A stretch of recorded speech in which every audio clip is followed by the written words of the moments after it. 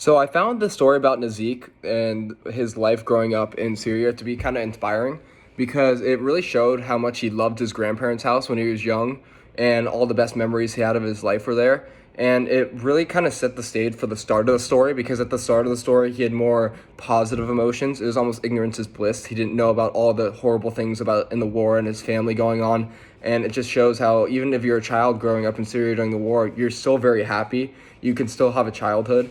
I feel like it's hard sometimes to look back and seeing all these refugees and saying like, oh, it's their childhood is like, not there at all, but it still can be there. And how she was forced to be married. I thought that was very interesting in a different part of culture, and how she was 16 when she did get married, because that's just a very young age, and that's not really something that happens in the US.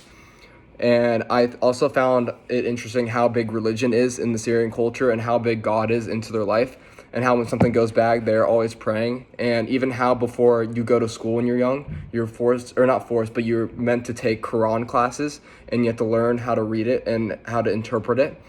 And kind of as the story went on, it started to talk about more negative emotions, how had terror and he had cold, and she was like, there was discrimination in her family. There's just more terrible stuff going on in her family as she got older because she was learning more and more about the horrifics of the war going on.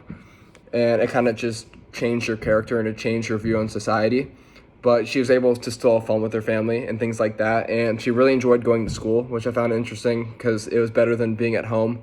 And she didn't have to worry about all the drama and things going on in her life.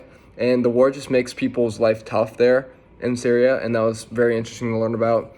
And also at the end, she said that even though there is a lot of war going on in Syria, that she found love with someone that she didn't think she would be able to love, and that love actually made her feel safe during the war, which I found very interesting, and how love can really change someone's views on everything going on because of how positive of emotion love is.